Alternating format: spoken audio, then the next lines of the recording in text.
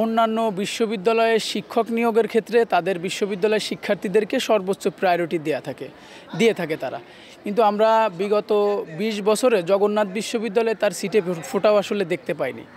এখানে আসলে ঢাকা বিশ্ববিদ্যালয়ে একটা সিন্ডিকেট এখানে কাজ করে, যার কারণে তারা জগন্নাথ বিশ্ববিদ্যালয়ের শিক্ষার্থীদেরকে এখানে নিয়োগ করে না। কারণ যদি তারা জগন্নাথ বিশ্ববিদ্যালয়ের শিক্ষার্থীদেরকে নিয়োগ করে তাহলে তাদের ওই কর্তৃত্বটা, ঢাকা বিশ্ববিদ্যালয়ের যে কর্তৃত্ব আছে এই কর্তৃত্বটা আসলে থাকবে না।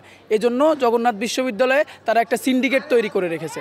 শিক্ষার্থীরা যদি আমাদেরকে নির্বাচিত করে তাহলে অবশ্যই যে ঢাকা বিশ্ববিদ্যালয়ের সিন্ডিকেট জগন্নাথ বিশ্ববিদ্যালয়ে চলে, আমরা এটাকে ভেঙে চুরমার করে দিব, সমূলে উৎপাটন করে আমরা জগন্নাথ বিশ্ববিদ্যালয়ের শিক্ষার্থীদের সর্বোচ্চ প্রায়োরিটি দিয়ে জগন্নাথ বিশ্ববিদ্যালয়ের শিক্ষক নিয়োগের ক্ষেত্রে প্রায়োরিটি দিয়ে থাকবে, এটা আমরা ব্যবস্থা করে দিই। আমাদের বাংলাদেশে কিন্তু এই কালচারটা আসলে নেই।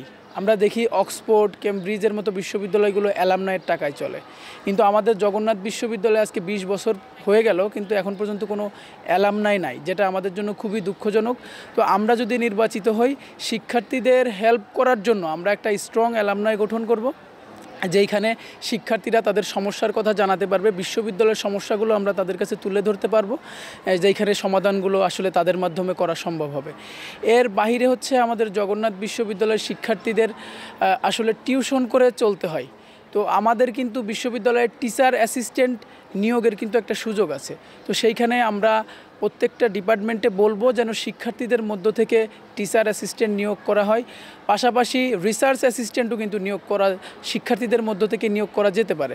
তো এই বিষয়েও আমরা টিচারদের সাথে প্রত্যেকটা ডিপার্টমেন্টে কথা বলে আমাদের শিক্ষার্থীদেরকে টিউশনের দিকে না দৌড়ায়, যাতে নিজের যে রিসার্চ এবং যে টিচার অ্যাসিস্ট্যান্ট হিসেবে কাজ করে তাদের চলাফেরা বা তাদের আবাসন ব্যবস্থার যেই কস্ট তারা যেন এখান থেকে নিতে পারে, আমরা সে একটা ব্যবস্থা করার চেষ্টা করব।